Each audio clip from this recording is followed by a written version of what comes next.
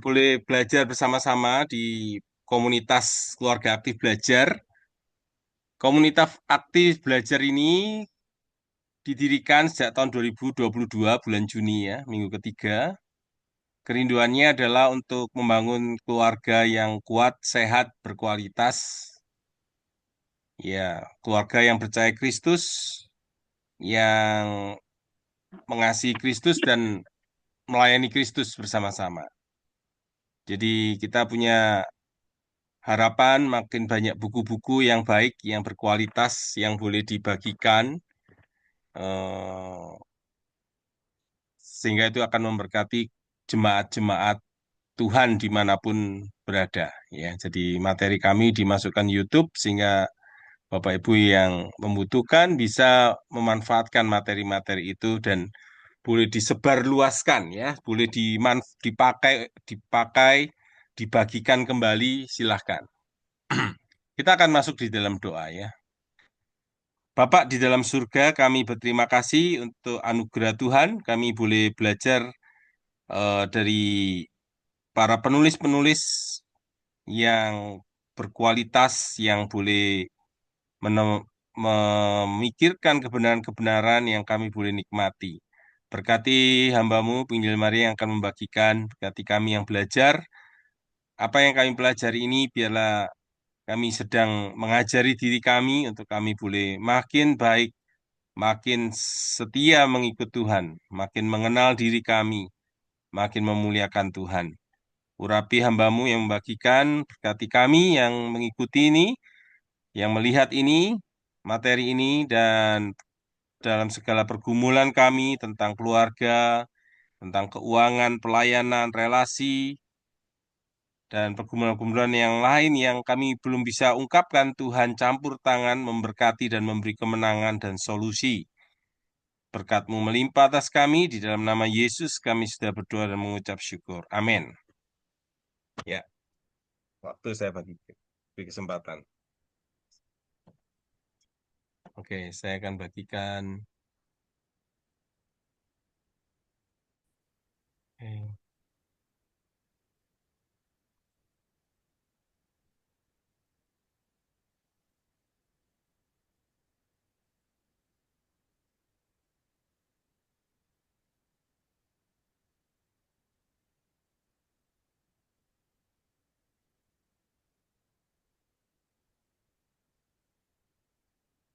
Selamat malam Bapak Ibu yang dikasihi Tuhan. Sungguh satu kasih karunia kalau kita boleh sama-sama kembali hadir ya di dalam komunitas kabel pada malam hari ini. Hari ini kita akan sama-sama membahas satu buku yang menarik, yaitu Siapakah Diri Anda, yaitu mengenal diri sendiri melalui hubungan yang intim dengan Allah. Ini bukunya ya, walaupun tipis tetapi begitu kaya gitu ya. Apa yang disampaikan oleh Larry Crabb benar-benar sangat memberkati, terutama bagi saya secara pribadi. Ya, kita akan sama-sama membahas ya. Ini adalah Dr. Larry Crabb. Nah, Larry Crabb ini eh, tahun 1944 dan dia sudah meninggal ya pada tahun 2021. Namun Larry Crabb ini adalah pendiri dan direktur New Way Ministries dan salah satu pendiri Ledger Story. Yang keduanya bergabung menjadi satu organisasi di bawah Ledger Story. Nah, Crabb ini menjabat sebagai Direktur Rohani Asosiasi Konselor Kristen Amerika dan merupakan penulis lebih dari 25 buku. Nah, Crabb juga menjabat sebagai Distinguished Scholar in Residence dan perwakilan Universitas di Colorado Christian University di tingkat CCU di Lakewood, Colorado. Nah, karena kontribusinya secara luas dari Crabb ini kepada CCU, maka pada bulan November tahun 2018, maka universitas ini mendedikasikan Larry J. Crabb Center for University Counseling untuk menghormatinya. Nah, buku-bukunya Larry Crabb ini sangat sangat memberkati ya, memberkati saya secara pribadi dan sudah diterjemahkan di dalam berbagai terjemahan di dalam salah satunya bahasa Indonesia. Nah, di dalam buku ini dikatakan bagaimana pendahuluannya itu bagaimana kita memahami rancangan Allah di dalam hidup kita. Karena memang kehidupan di dalam Kristus itu tidak lepas dari hubungan dengan Allah, sesama, dan juga dengan diri sendiri. Dan memang pada dasarnya, kalau kita melihat, kita itu punya nilai. Nah, nilai kita tuh akarnya dari mana? Akarnya adalah di dalam kasih yang sebenarnya tidak layak kita terima. Dasarnya itu. Tujuan kita yaitu menyatakan kebaikan Tuhan kepada orang lain yang akan menuntun mereka kepada Kristus. Jadi tujuan kita sekali lagi untuk boleh menjadi saksi dan berkat. Sehingga orang lain bisa kenal Tuhan di dalam kehidupan mereka. Namun juga ada pengharapan. Pengharapan yang akan kita peroleh ketika Tuhan memanggil kita, yaitu kita akan bersama dengan Kristus di masa yang akan datang, ketika setiap hubungan berjalan seperti yang telah direncanakan. Nah, ini satu dengan yang lainnya itu saling terkait, satu dengan yang lain. Itu menunjukkan bagaimana kita hidup di dunia ini. Nah, faktanya memang, kalau kita melihat ini yang penting, ini aslinya yang penting, gitu ya, aslinya yang penting. Namun faktanya, ketika kita tahu bahwa kita punya nilai, punya tujuan, punya pengharapan, itu ternyata pada kenyataannya kita tidak menjalani kehidupan seperti itu. Kita bahkan telah melangkah keluar dari jalan-jalan yang ada, dari nilai pengharapan kita, dari tujuan kita, yang akhirnya mengubah cara kita di dalam menangani hubungan. Nah, tentunya ini diawali dengan cara kita membangun hubungan dengan Tuhan. Mengapa demikian? Mengapa demikian kita bisa lari dan menyimpang? Nah, ternyata kita ini kadang terjebak dalam satu situasi, yaitu tidak sungguh-sungguh yakin bahwa Tuhan cukup baik untuk dipercayai sepenuhnya. Ini dipicu karena kondisi yang ada. Misalnya ada anak-anak tidak berdaya yang mengalami kekerasan, ada PHK, ada orang yang begitu setia di dalam mengikut Tuhan tetapi harus mati secara tragis. Belum lagi ada dorongan-dorongan yang menyimpang di dalam diri seseorang. Sepertinya keadaan demikian itu membuat kita itu sulit percaya kepada Tuhan. Suatu kondisi yang tidak mudah, yang padahal kita tahu bahwa Allah itu begitu mengasihi. Tetapi kenapa kok tidak melindungi kita, terutama anak-anaknya? Kondisi demikian itu tidak kebal. Orang Kristen pun bahkan mengalami yang kondisi aniaya, ada yang mengalami kekerasan, ada yang mengalami banyak hal, ya. Sepertinya Tuhan itu katanya mengasihi, tapi kok enggak melindungi kita. Belum lagi. Kita bisa mengalami sakit hati, diperlakukan buruk, dan itu membuat luka yang dalam dan membekas. Akhirnya yang terjadi adalah kita menikmati diri kita sendiri. Diri kita menjadi sentral supaya apa? Kita menampilkan diri agar bisa dilayak diterima oleh orang lain. Nah, memang rancangan Allah itu sebenarnya pada awal mulanya adalah kita itu membangun hubungan yang pertama dengan Dia. Mengembangkan keyakinan dalam kebaikannya yaitu memampukan kita untuk percaya Dia apapun yang terjadi. Adanya penghargaan akan pencurahan darah Kristus untuk dosa-dosa kita. Nah, selain itu hubungan dengan orang lain, di mana memberi diri untuk Kristus itu punya kerinduan untuk melihat kerinduan yang keyakinannya sama di dalam Tuhan, bertumbuh di dalam diri orang lain. Dan juga membangun hubungan dengan diri sendiri, itu menikmati keunikan sebagai pria dan wanita. Oleh karena hikmat dan kebaikannya memiliki sesuatu yang dapat diberikan untuk suatu tujuan yang baik. Nah, ini sebenarnya rancangan Allah, namun sepertinya itu bertolak belakang dengan kondisi yang ada. Mengapa? Karena tidak seperti yang kita inginkan. Semuanya itu pinginnya berjalan seperti yang kita hendaki. Tapi kadangkala kita tahu bahwa semuanya bisa jadi tidak seperti yang kita inginkan. Nah, sebenarnya pendekatan-pendekatan ini yang tadi dikatakan hubungan dengan orang lain, dengan Allah dan diri sendiri itu, sebenarnya ini mengundang kita untuk menemukan ada kekayaan di dalam nilai Kristus, ya, bukan nilai kita sendiri. Dengan berbalik dari kegagalan kita belajar untuk mempercayai Dia, belajar untuk mengasihi dan menyembah Dia karena Dia memang layak untuk menerimanya. Kita akan lanjutkan lagi. Dan di dalam buku ini itu menceritakan 5 pokok pikiran dasar tentang manusia yang akan kita bahas satu persatu, yaitu manusia yang pertama makhluk yang memiliki hubungan, bukan benda mekanis. Yang kedua, manusia adalah makhluk yang memiliki gairah, bukan hanya kewajiban. Manusia adalah makhluk yang berpikiran, bukan digerakkan. Manusia adalah makhluk yang memiliki tujuan, bukan bersifat reaktif, dan manusia secara alami berorientasi pada diri sendiri atau dikatakan egois, bukan makhluk yang memberi. Kita akan bahas. Yang pertama, manusia adalah makhluk yang memiliki hubungan, bukan benda mekanis. Nah, faktanya, saat orang lain itu gagal memberikan apa yang kita inginkan, secara alami kita tuh punya asumsi gini bahwa ada sesuatu yang salah pada diri mereka dan mereka yang perlu diperbaiki. Nah, kalau sudah diperbaiki, kemudian mereka akan memperlakukan kita dengan baik, dengan seperti yang kita inginkan, maka keadaan akan ikut menjadi lebih baik juga. Nah, boleh dikatakan pemikiran yang penting di sini yang diambil poinnya, cari apa yang rusak dan perbaiki itu. Jadi, sepertinya itu penentu atau pemecahan masalah, solusi satu-satunya yang membuat semuanya jadi beres. Jadi sepertinya ini kita melihat orang lain itu seperti benda yang rusak dan diperbaiki. Kalau saya punya motor, ada bagian tertentu yang rusak akan diperbaiki seperti alat. Padahal kita perlu menyadari bahwa kita ini adalah makhluk yang punya hubungan, bukan benda mekanis. Artinya, memang rasa sakit kita itu tidak dapat diperbaiki. Namun arti yang lain gini, maksudnya rasa sakit tidak dapat diperbaiki, rasa sakit itu tetap akan menjadi bagian dalam hidup kita dan tidak akan hilang. Sehingga arti yang lain lagi adalah satu-satunya harapan, yaitu mengembangkan sebuah hubungan dengan seseorang yang dapat mendukung kita di tengah rasa sakit itu. Seseorang yang akan mengangkat kita kepada suatu tingkat kehidupan di mana ada yang lebih penting dari sekedar rasa sakit itu, sampai pada suatu hari di mana kita tidak akan merasa sakit lagi. Jadi inti poinnya di sini adalah ketika kita berhubungan dengan orang lain, bukan mencari orang itu salah di mana, kemudian diperbaiki seperti memperbaiki suatu peralatan gitu ya. Tetapi tidak sesempit itu. Namun adanya perlunya mengembangkan hubungan yang lebih dari itu.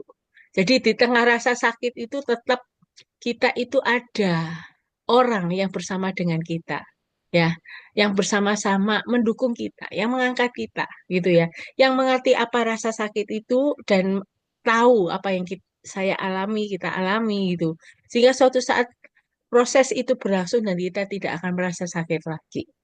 Seperti orang lain yang merasa sakit hati karena trauma di mengalami KDRT dengan pasangan, ya, tentunya rasa sakit itu tetap menjadi bagian dalam dirinya yang tidak akan pernah hilang karena dia memang mengalaminya.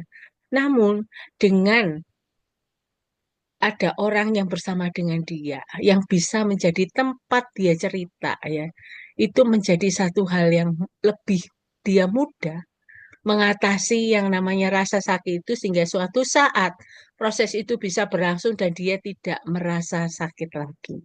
Nah, ini penting sekali, bukan benda mekanis. Tapi manusia adalah yang memiliki hubungan. Selain itu, adanya kesadaran akan pergumulan dalam hidup kita yang akan memimpin kita untuk mengevaluasi kualitas hubungan kita dengan Tuhan, sesama dan diri kita sendiri, sambil mengingat bahwa kita diciptakan untuk memasuki hubungan dan menikmati hubungan tersebut sebagai panggilan tertinggi kita. Kita perlu melihat bahwa hubungan itu menjadi satu-satunya yang perlu kita pentingkan. Jadi bukan hanya sekedar untuk memperbaiki, tetapi lebih daripada itu, hubungan di atas semuanya itu yang lebih menjadi hal yang utama, panggilan tertinggi di dalam hidup kita. Selanjutnya yang kedua, manusia adalah makhluk yang memiliki gairah, bukan hanya kewajiban. Nah, Bapak Ibu yang dikasihi Tuhan, pada dasarnya kita ini diciptakan untuk menemukan sebuah ketenangan dan kesenangan yang berkualitas di dalam pergaulan dengan orang lain yang tidak akan kita dapatkan jika kita seorang diri. Nah, dengan demikian, ketika kita sudah punya relasi dengan orang lain, tentunya kita akan berjaga-jaga terhadap setiap ancaman yang bisa dapat mengucilkan kita di dalam kita berhubungan dengan orang lain. Bisa jadi terjadi penolakan, kritik, pengabaian, manipulasi. Setiap ancaman-ancaman itu dapat memisahkan kita dan menimbulkan rasa takut yang besar. Akhirnya, orang lebih senang untuk menarik diri dan menjauhkan diri dari orang lain karena takut jika mengalami yang namanya penolakan, kritik, pengabaian, dan manipulasi. Namun pada dasarnya kita tidak bisa menghindari. Kadangkala kita memiliki relasi dengan orang lain, hal inilah yang muncul. Nah, ini seperti ancaman yang bisa membuat kita itu terpucil gitu ya, dan itu menimbulkan rasa takut yang besar. Nah, hal yang mendasar adalah gini. Apa yang kita butuhkan untuk membantu kita mengatasi masalah kehidupan adalah keterlibatan yang penuh gairah dengan Allah. Di mana kita harus belajar memandang Allah sebagai satu-satunya pribadi yang dapat melepaskan ketakutan akan pengucilan dengan hadiratnya yang lembut dan berkuasa. Allah adalah satu-satunya pribadi yang dapat meluluhkan tekad kita untuk melawan pengucilan dengan sukacita dari hubungan dengan orang lain yang terjalin. Dan dengan demikian, ketakutan akan kesendirian dapat diganti dengan iman dan kepercayaan dan pengharapan. Inilah yang dapat membuka jalan bagi damai sejahtera, sukacita, dan kasih. Bapak Ibu Saudara yang dikasih ya, saat kita merasakan ketakutan untuk mengalami penolakan, pengabaian, dan sebagainya, kembali lagi, kita harus kembali kepada Allah. Perlu kita melibatkan Allah, perlu kita belajar memandang Allah. Sehingga ketika kita tahu bahwa Allah itu sebagai satu-satunya pribadi yang berkuasa, yang dapat melepaskan ketakutan kita itu, nah tentunya ketika kita bisa melibatkan Allah, keterlibatan dengan Allah itu membuat kita tidak perlu merasa takut lagi. Walaupun suatu saat pengucilan mungkin bisa kita alami, penolakan bisa kita alami. Namun ketika kita terlibat dengan Allah, yang adalah pribadi yang lebih berkuasa dari segalanya, itu membuka jalan kita kepada damai sejahtera, sukacita, dan kasih. Ketika kita melibatkan dia sebagai pribadi yang benar-benar berkuasa dalam hidup kita tidak perlu lagi merasa yang namanya takut, mengalami yang rasanya terancam dan sebagainya. Dan memang, ya, itu yang kita perlu penting penting sekali ya kita perhatikan dalam hal ini ya. Nah, dalam hal ini ya.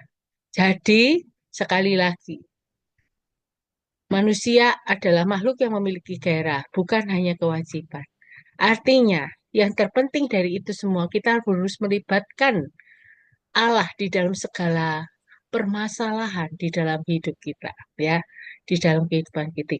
Yang ketiga, manusia adalah makhluk yang berpikir, bukan hanya tergerak.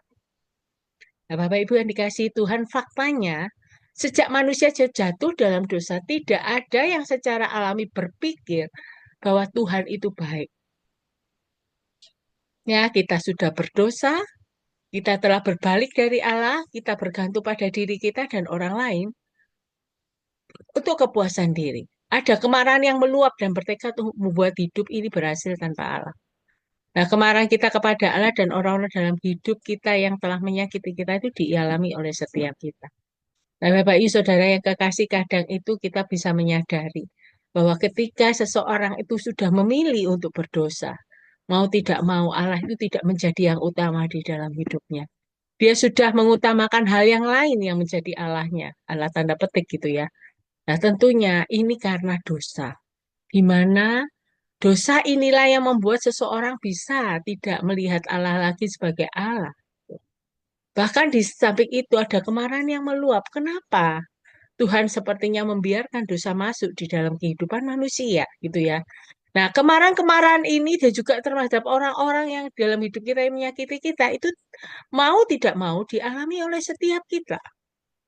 Menariknya di sini ada 4 struktur dinamis yang dibangun di dalam diri kita, yaitu kemarahan kepada Allah, yaitu dia tidak cukup baik untuk dapat dipercayai, ketergantungan kepada orang lain sambil menganggap bahwa seseorang harus datang menolong saya. Tetapi kenapa tidak menolong saya, gitu ya. Yang ketiga, kemarahan kepada orang-orang yang dekat dalam hidup kita. Dari semua yang ada, saya pikir kamu akan berada di sisi saya, ya. Ada satu kemarahan di dalam diri, gitu ya. Mengapa kamu hanya duduk diam di sana dan sebagainya. Namun juga ada kemarahan kepada diri kita sendiri. Untuk setiap hal yang menyebabkan orang lain meninggalkan kita. Apa salah saya? Bahkan mengatakan bahkan ayah saya menolak saya. Jadi sepertinya orang-orang itu jauh dari kehidupan saya itu. Sepertinya orang-orang tidak mau datang menolong saya itu karena saya punya salah, saya punya istilahnya sikap kita yang membuat mereka tuh mengambil keputusan demikian, padahal tidak gitu ya. Nah, memang sekali lagi akar dari seluruh struktur tersebut adalah sebuah ketidakpercayaan terhadap kebaikan Allah, bahkan dikatakan ketidakpercayaan yang meluap-luap. Nah, tentunya bagaimana kita bisa mengatasinya? Bisa dipatahkan dengan adanya keyakinan yang rendah hati dalam kebaikannya yang tidak bercacat. Sambil mencoba melihat kembali kebaikan dan kasihnya dalam hidup saya. Memungkinkan kita bisa mencoba kembali membina hubungan dengan sesama dan diri sendiri. Nah, tentunya ini dimulai dengan adanya perubahan konsep pikiran kita, yaitu mencoba kita tuh terbuka dalam menghadapi rasa sakit dan terluka itu secara alami. Karena mungkin dari rasa sakit dan terluka itu, ketika kita berani menghadapinya, kita berani mengalaminya, itu akan memungkinkan itu bisa kira itu mengalami pertobatan dan sebagai pribadi yang bertanggung jawab di hadapan Tuhan. Kalau kita melihat ya, sebenarnya secara tidak sadar, ya apa yang kita alami yang kadang merupakan menimbulkan rasa sakit dan luka itu, biasanya itu ada satu pelajaran yang Tuhan ingin kita belajar untuk menjadi seperti yang Dia kehendaki. Seperti serupa Kristus. Istilahnya orang mengatakan setiap hal yang dialami orang percaya itu ada maksud dan tujuannya. Dalam segala sesuatu, Allah bekerja di dalamnya ya. Kalau kita bisa tahu ya bahwa ini kita harus menyadari hal ini itu ya. Adanya kita perlu berani belajar untuk menghadapi ada Allah yang tetap ada bersama dengan kita. Yang keempat, manusia adalah makhluk yang memiliki tujuan, bukan bersifat reaktif. Nah, Bapak Ibu yang dikasihi Tuhan, sebenarnya tanpa kita sadari pada masa kanak-kanak, kita tidak memiliki pilihan selain menyembunyikan diri kita yang sebenarnya. Akhirnya timbul rasa malu, perasaan tidak layak karena perlakuan buruk orang lain. Mengapa demikian? Pada masa kanak-kanak kita tidak bisa menunjukkan jati diri kita. Kadangkala segala sesuatu diatur oleh orang tua kita, harus begini, harus begitu, harus mengikuti apa yang orang tua perintahkan. Ya, sehingga yang terjadi adalah kita ini gak punya pilihan. Ya, untuk sementara ini mengikuti orang tua yang inginkan. Hal ini menimbulkan rasa malu, perasaan tidak layak karena sepertinya itu kita mengalami perlakuan buruk dari orang. Akhirnya kalau di dalam konteks di dalam dukungan kelompok, kita ada komunitas, coba kita itu melakukan hal itu ya. Jadi sama-sama saling mendukung di dalam kelompok. Nah, itu adalah salah satu cara untuk memperoleh kembali identitas kita, ya. Sehingga kita tidak perlu terperangkap dalam peran sebagai korban. Maksudnya adalah apa? Ketika kita sama dalam tanda petik dijajah, diatur, oleh orang tua kita itu bukan salah, tetapi kadang itu seperti menyembunyikan identitas kita yang sebenarnya. Sehingga akhirnya kita itu tidak seperti punya jati diri yang benar. Akhirnya karena kita sering diatur, sering apa ya, dikendalikan orang tua kita tanpa secara kita sadar, itu kita terperangkap dalam peran sebagai korban. Nah, di dalam tindakan kemudian memulihkan keutuhan pribadi inilah, di mana kita kemudian belajar untuk tidak menjadi korban, kita mencoba untuk apa ya istilahnya konseling lah, cara pemulihan, tindakan pemulihan. Kita kemudian bisa mengenal diri kita sebagai pelaku, yaitu sebuah pribadi yang terpisah, kuat, berharga, dan utuh. Di mana akhirnya fungsi utama pelaku ada memulihkan apa yang direbut saat kita menjadi korban. Sekali lagi tidak salah ketika waktu kecil itu diatur, dikendalikan orang, tidak salah. Namun ada kalanya ketika itu berlanjut terus di dalam kehidupan karena sudah terbiasa enak dengan kehidupan yang demikian. Akhirnya seseorang itu bisa tidak memiliki patokan, tidak memiliki pendirian, tidak memiliki keputusan untuk dia berlaku karena segala sesuatunya sudah bergantung dari orang tua. Nah, ada kalanya ketika kita tahu kondisi yang demikian, kita perlu eh, me- apa ya, punya kesadaran untuk memulihkan gitu ya. memulihkan diri kita sebenarnya jati diri kita yang sepenuhnya dan utuh ya. Untuk apa? Untuk mengeluarkan jati diri kita yang sesungguhnya. Nah, ini tentunya membutuhkan dukungan kelompok untuk memiliki semangat memperoleh kembali identitas kita. Nah, kadang begini ya, ada pandangan pertama-tama yaitu korban lalu pelaku. Maksudnya apa ini? Tingkat pertama kita adalah korban. Kalau kita sebagai korban, kita bisa jadi mudah terluka, dirusak oleh kehidupan seperti tadi waktu masa kanak-kanak. Namun, ketika tingkat yang kedua itu kita adalah pelaku, kita bisa sanggup menegaskan diri kita sendiri dengan penuh keberanian untuk menanggulangi kerusakan yang disebabkan oleh orang lain pada diri kita. Dan kemudian bangkit untuk membangkitkan identitas kita sebagai korban. Jadi sekali lagi, yang pertama sepertinya itu menjadi, yaitu korban ya, korban situasi, korban keadaan gitu ya. Sehingga namun kemudian ketika kita belajar untuk mengambil langkah berani ya, mengambil keputusan untuk berlangkah berani, kita bisa punya sikap yang tegas, penuh berani bahwa sebenarnya apa yang sudah dikendalikan oleh orang lain termasuk orang tua kita itu bukan berarti melawan, tapi itu menjadikan faktor untuk kita kemudian bangkit gitu ya, bangkit untuk mengambil jati diri kita yang sesungguhnya sebagai orang-orang yang benar-benar merdeka yang biasanya diatur, dikondisikan tidak bisa mengambil saat ini waktunya untuk apa? Mengambil tanggung jawab itu, yaitu bisa memutuskan, bisa bertanggung jawab, dan segala misalnya tugas atau apapun yang dipercayakan. Nah, itu latihan-latihan itu perlu dilakukan untuk seseorang bisa bangkit seperti yang Tuhan kehendaki. Nah, memang dalam pandangan lainnya, bisa pandangan pertama itu pelaku lalu korban. Maksudnya adalah apa?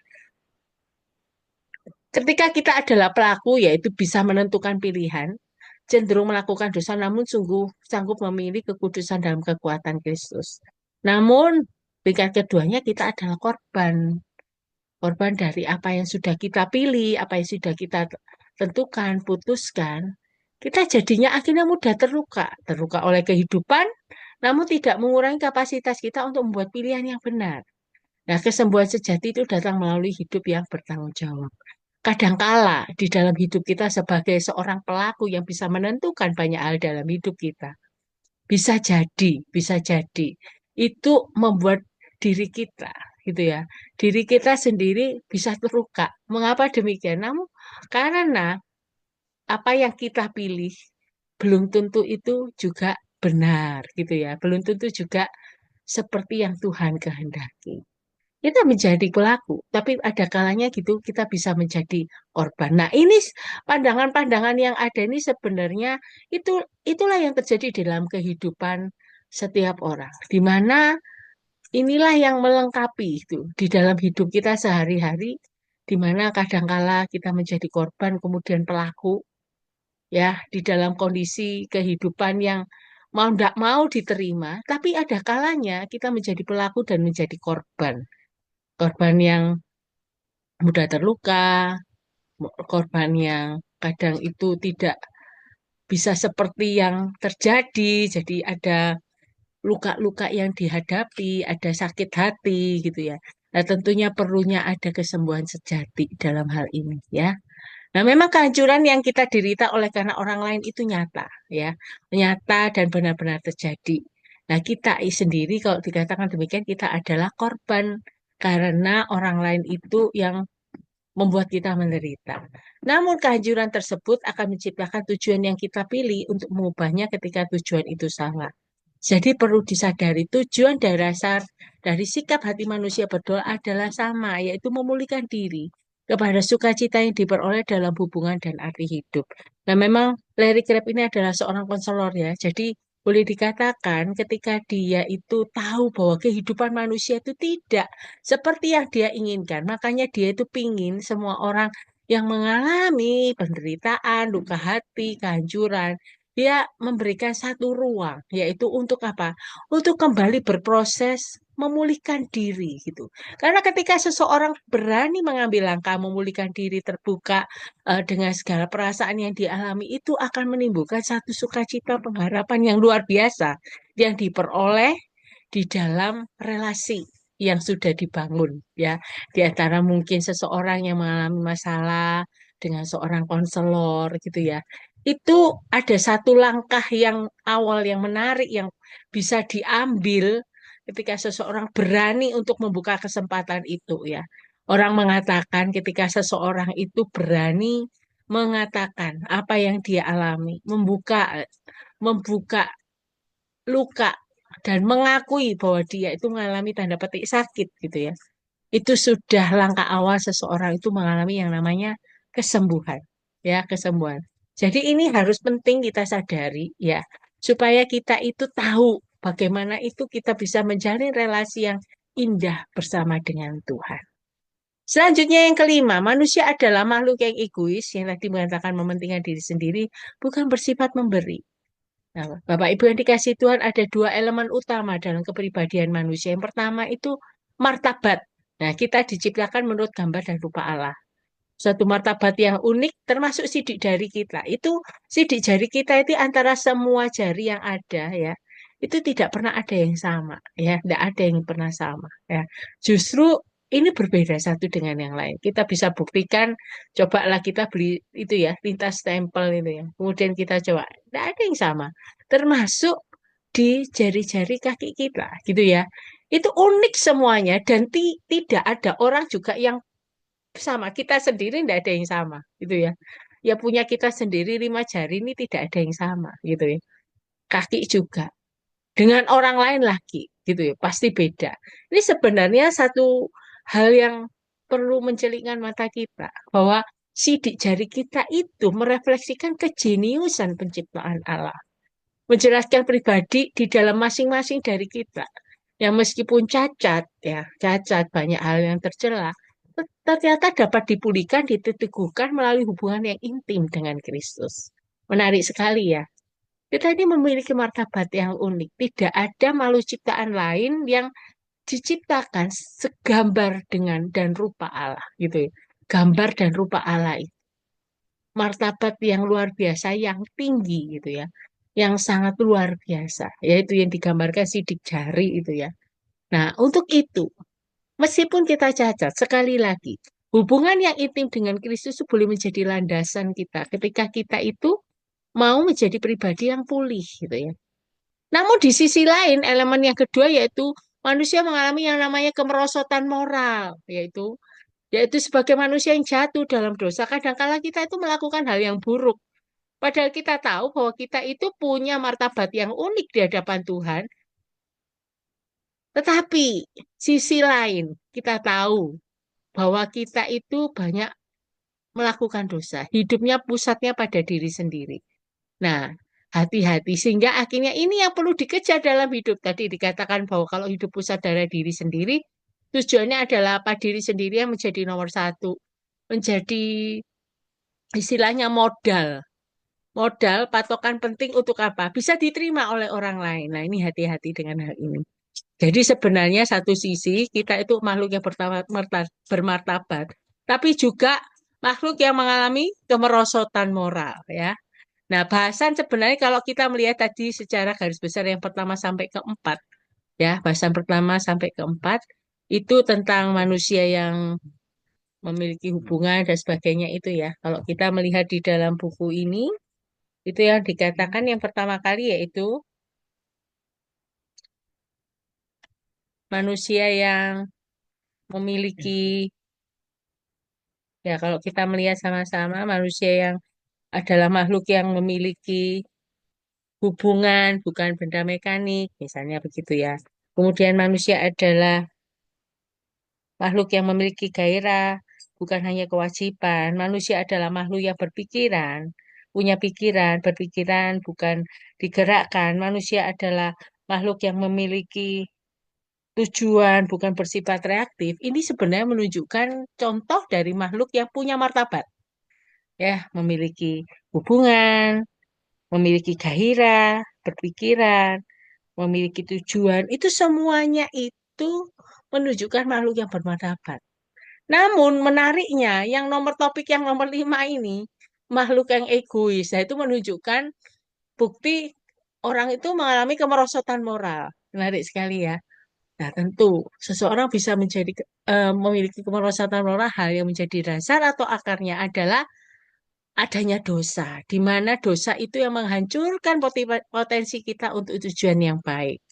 Nah, memang kenyataannya kita ini menemukan diri menyerah kepada kekuatan dosa. Dosa itu mengungkung kehidupan manusia. Nah, kondisi demikian seharusnya yang membuat sebenarnya kita itu pantas menerima penghakiman daripada Tuhan.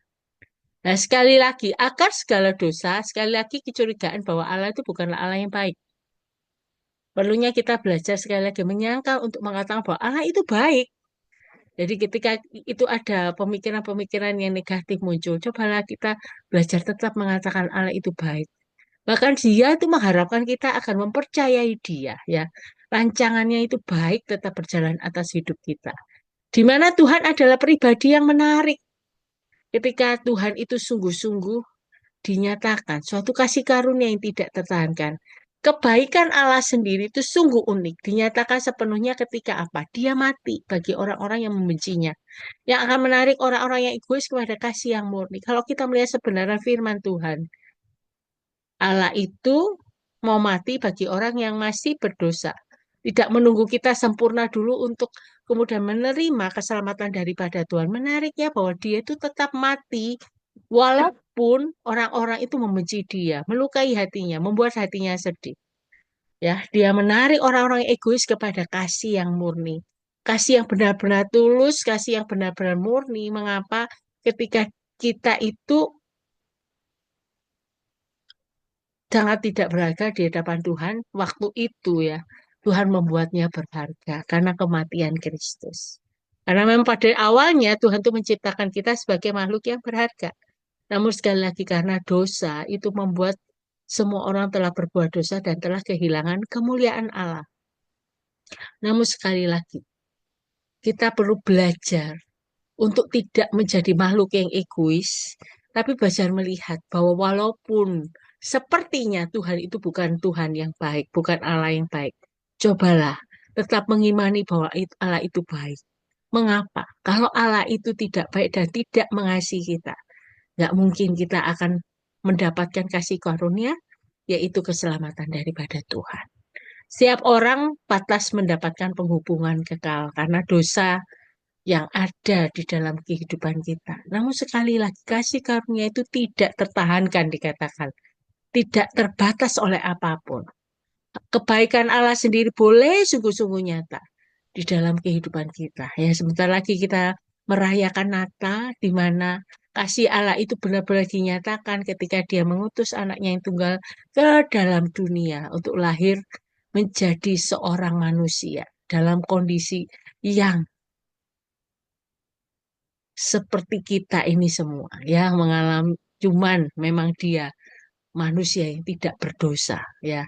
Namun ketika dia mau menjadi manusia, dia menjadi sama seperti kita.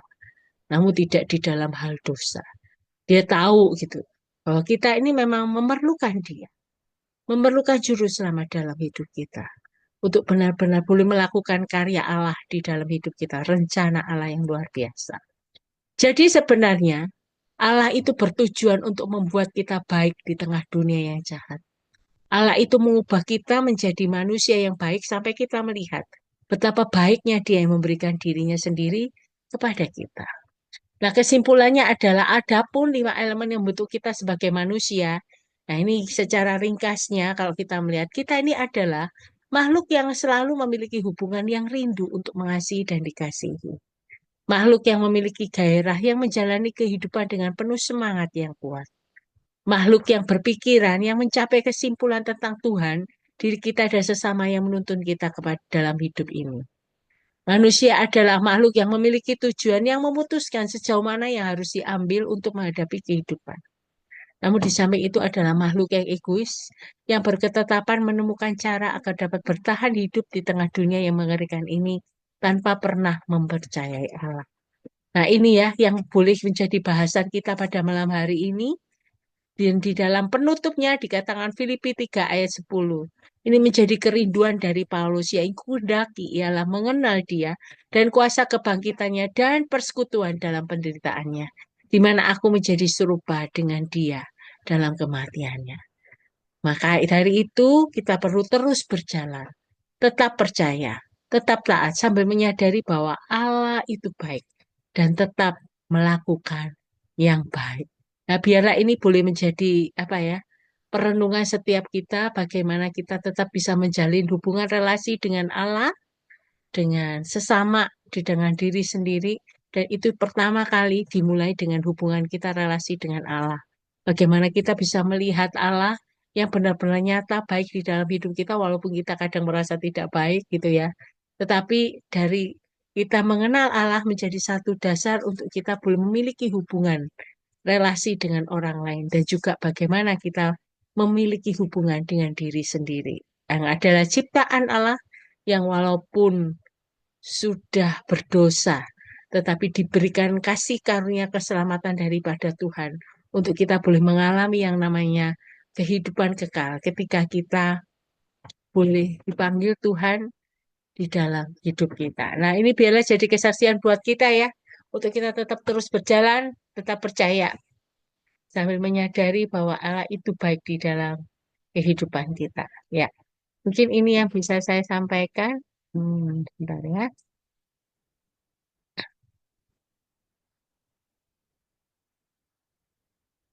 Sebentar, sebentar. Ya, mungkin dari Bapak Ibu mungkin ada yang mau memberikan masukan, pertanyaan, ataupun memberikan tambahan ide ya apa yang bisa kita sama-sama saling melengkapi satu yang dengan yang lain gitu ya.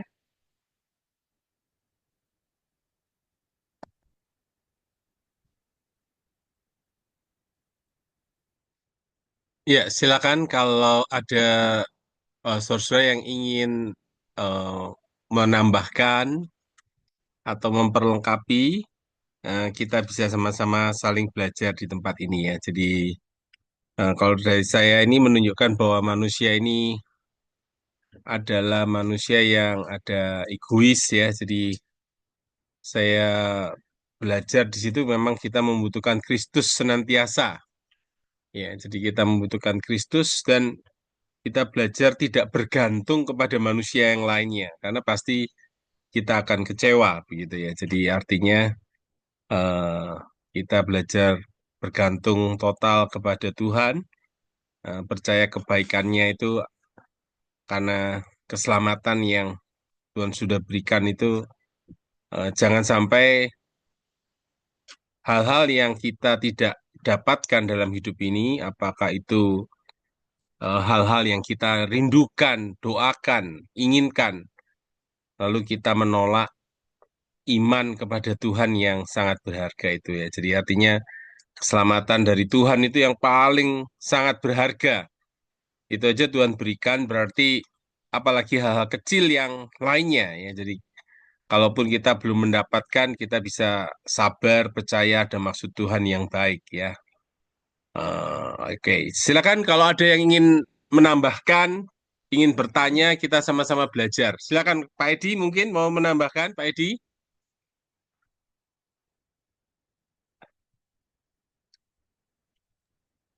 Ya, ya, Shalom. Shalom. Ya, Shalom Pak Edi. terima kasih atas kesempatan yang diberikan. Ya, itu memang mengenal diri itu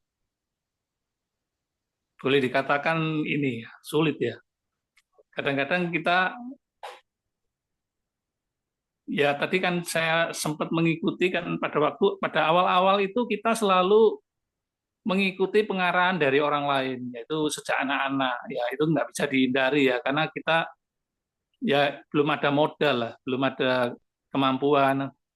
Nah, kemudian itu kadang-kadang menjadi kebablasan sampai sampai dewasa gitu.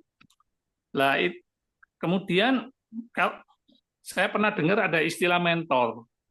Nah, di mana mentor itu bisa mengingatkan, kadang-kadang menegur.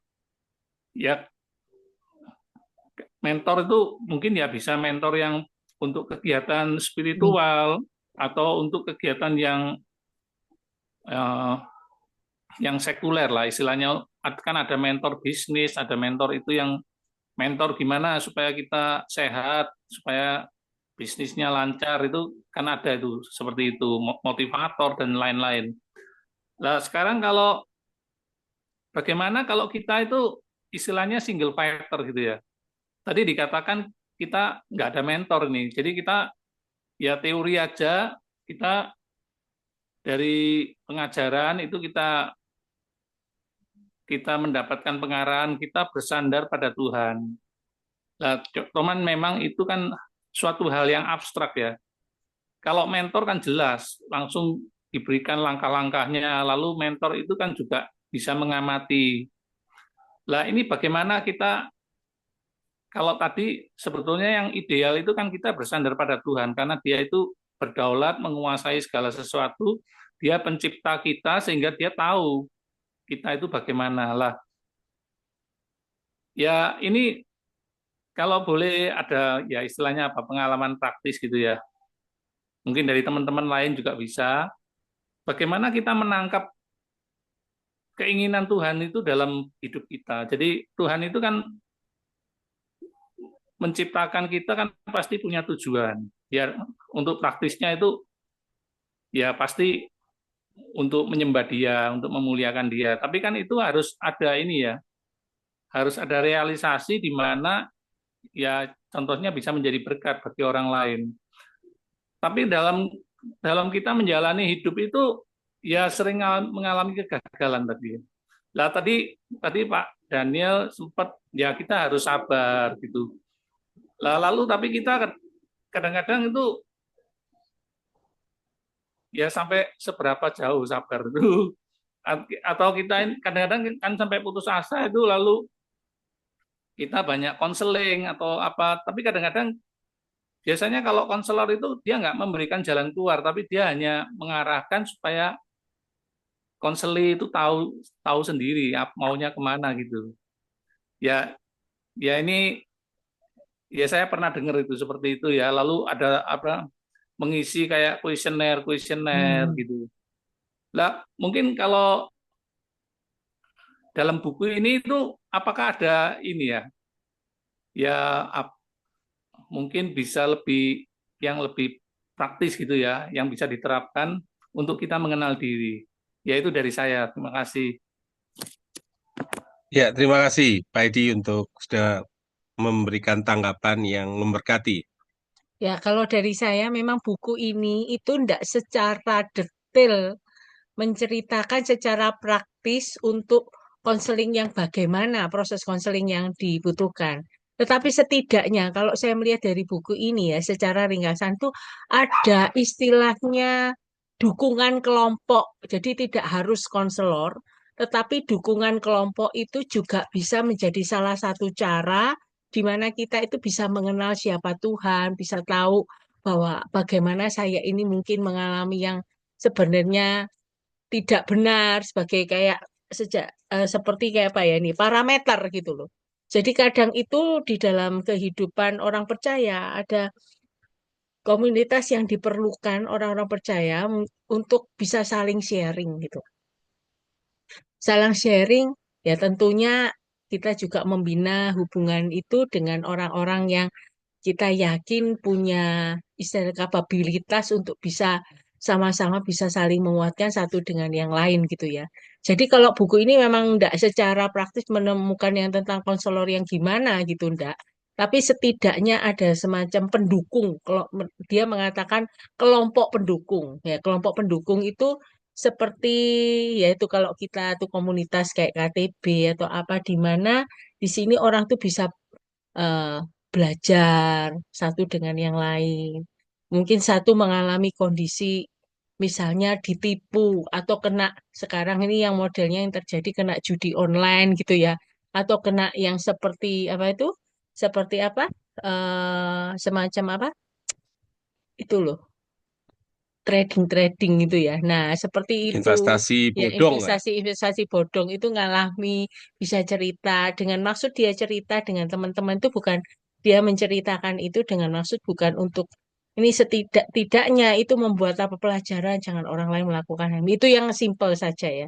Jadi perlunya ada komunitas yang saling bisa mendukung, saling mendoakan, ada teman yang mungkin seperti itu ngalami itu bisa dikuatkan, bisa dihibur. Nah, itu sih dikatakan di dalam buku ini. Tidak secara jelas tentang konselor yang bagaimana. Mungkin di dalam buku yang lainnya karena memang apa?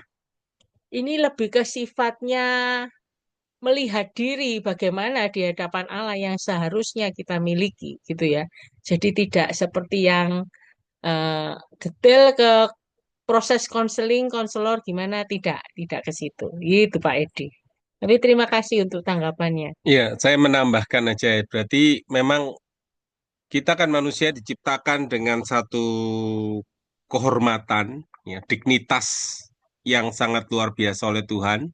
Tapi di satu sisi kita ini manusia yang egois, orang berdosa ya. Nah, jadi bagaimana kita melihat diri kita secara tepat, tidak kepada satu ekstrim ya. Hanya kalau hanya melihat manusia berdignitas saja, tidak melihat bahwa dirinya berdosa, egois, kita menjadi sombong, anggap diri kita itu segala-galanya. Tapi ketika kita hanya melihat diri sebagai orang berdosa saja, kita menjadi minder, rendah diri. Nah, jadi menurut saya memang bagaimana kita bisa melihat secara stabil ya. Jadi melihat diri kita berdignitas ya, penuh penghargaan diri, penuh nilai diri, kita melihat nilai diri dari manusia, tapi juga melihat kita ini manusia yang rapuh dan lemah, yang manusia mudah untuk jatuh dalam dosa. Nah, jadi kita bisa melihat tengah-tengah itu. Nah, menurut saya memang komunitas itu menjadi alat Tuhan ya, karena tadi ada disebutkan bahwa kita manusia dicipta untuk berelasi ya. Jadi di dalam relasi itulah ada rekan-rekan yang baik, yang menghargai kita, yang menolong kita untuk kita juga ikut menghargai diri, tetapi juga ada rekan-rekan yang lain yang di dalam komunitas itu yang bisa mengingatkan kita kalau ini masih belum tepat ya, ini masih salah, ini masih perlu diperbaiki. Jadi di satu sisi kita terus mengobarkan segala hal yang baik yang Tuhan sudah berikan ya dengan potensi-potensi yang ada. Tapi di satu sisi juga kita terus belajar ya berani membuka diri ya untuk terus untuk mengajar diri ya. Jadi artinya untuk terus diperbaiki, terus diubah oleh Tuhan. Jadi itu komunitas menolong. Nah, menurut saya kami melayani di dalam membagikan buku-buku ini, menurut kami juga kami sedang mengajar diri kami sendiri juga ya. Jadi artinya bukan karena kami sudah mengerti dan lalu bisa melakukan sempurna, tidak, tapi kami ketika belajar pun kami membagikan dan kami melihat, wah ini banyak kelemahan di sini ya. Jadi kami pun juga mengajar diri kami melalui apa yang kami bagikan. Ya, terima kasih. Pak Edi atau rekan-rekan yang lain mau menambahkan, kita bisa sama-sama belajar. Boleh. Silakan kalau ada. Ada Bisa tanggapan menjawab. atau ada yang mau menambahkan, kita sama-sama belajar ya di sini. Silakan. Saya senang sekali untuk tanggapan Pak Edi, jadi membuat suasananya jadi lebih hangat begitu ya. Percakapan kita menjadi lebih tajam. Silakan Pak Edi. Mau Jadi tambahkan kalau lagi? kita belum ada mentor, Ah, ah. itu sebaiknya kita dengan saudara-saudara seiman membentuk semacam komunitas atau KTP begitu ya tadi. Iya, Penyelesaiannya setid seperti itu Heeh. ya. Setidak-tidaknya seperti gini loh Pak, kalau kita misal di gereja nggak usah sampai komunitas gede dulu. Mestinya 2, 3 orang gitu ya. Jadi nggak perlu kayak harus formal banget gitu. Nggak usah. Jadi biasanya kan kalau selesai ibadah itu kan kadang ngumpul gitu ya.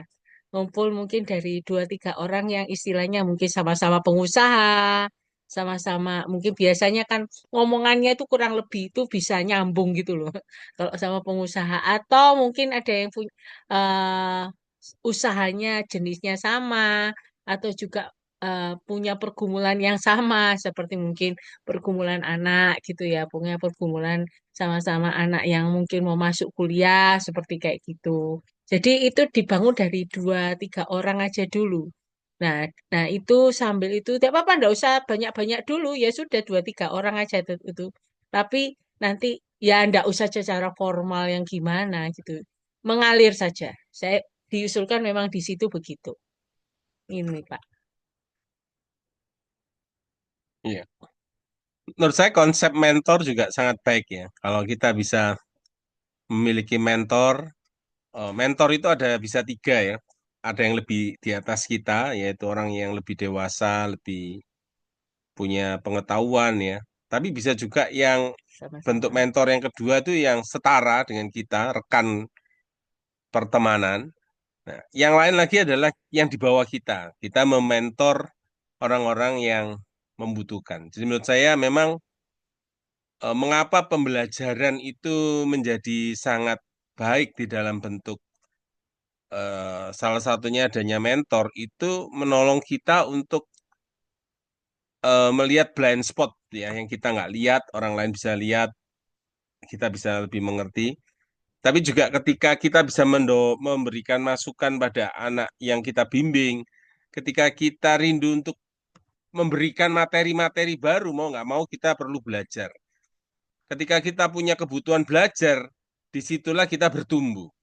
Jadi ketika kita, misalnya kami ingin membagikan buku materi ini, mau nggak mau kami harus baca isi buku ini, ya kan? Satu buku kami baca. Ketika kami ingin, kalau saya juga tambahi dengan saya bisa mendengarkan pengarangnya langsung atau pembicaranya langsung yang di YouTube begitu ya, saya bisa dengar bahasa Inggrisnya, saya bisa belajar banyak di situ. Nah, jadi ternyata melalui kita punya kebutuhan belajar itu salah satu bentuk pembelajaran yang paling baik. Ketika kita butuh, karena saya mau membagikan materi ini, saya butuh diperlengkapi, apalagi kalau dari penulisnya ya, pemikiran-pemikiran yang baik. Nah, menurut saya itu asik sekali. Ya, satu yang menyenangkan. Ya. Dan sekarang sangat ditunjang sekali ya. Zaman dahulu kalau kita mau dengar misalnya Larry Crabb ini kita harus ke Amerika, biayanya besar. Atau dengarkan Gary Gary apa itu, Sorry. Gary Smalley atau siapapun ya yang pembicara-pembicara besar yang kita rindu dengarkan. Tapi zaman sekarang ya seperti Gary Chapman atau leadership John Maxwell. Tapi zaman sekarang ini ada teknologi yang maju, kita bisa langsung dengarkan. Tinggal kita punya waktu, berikan ada kebutuhan untuk belajar di bidang itu. Ya, terima kasih. Ada lagi rekan-rekan yang ingin memperlengkapi atau masih ada tanggapan-tanggapan dari Pak Edi, silakan. Apakah ada Bapak Ibu yang ingin menanggapi, menambahkan? Minggu depan kita akan belajar spiritual parenting.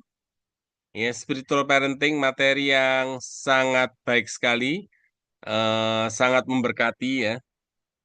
Eh, kiranya Bapak Ibu bisa hadir di Sabtu yang akan datang. Terima kasih banyak untuk kehadiran Bapak Ibu. Kita akan tutup. Saya kalau boleh minta dengan hormat Pak Edi untuk boleh tutup di dalam doa. Doakan pelayanan kabel ini boleh terus Tuhan pakai jadi saluran berkat buat banyak keluarga. Silakan Pak Edi. Allah Bapa kami yang bertakhta dalam kerajaan surga, kami mengucap syukur Tuhan, Kau boleh berikan kami kesempatan pada sore hari ini untuk mengenal sebagian dari kebenaran firman-Mu dalam bentuk bedah buku yang ditulis oleh hamba-Mu Bapak Larry Crabb, di mana kami belajar untuk lebih mengenal diri kami melalui pengenalan akan Engkau Tuhan. Kiranya apa yang telah kami dengar Tuhan boleh memberikan hikmat kepada kami untuk makin mengenal kehendak-Mu. Terima kasih Tuhan. Kami juga berdoa untuk pelayanan kabel yang yang dibina oleh Pak Daniel Irot, kiranya boleh berkembang, boleh menjadi saluran berkat untuk membekali orang-orang percaya untuk makin mengenal Engkau Tuhan.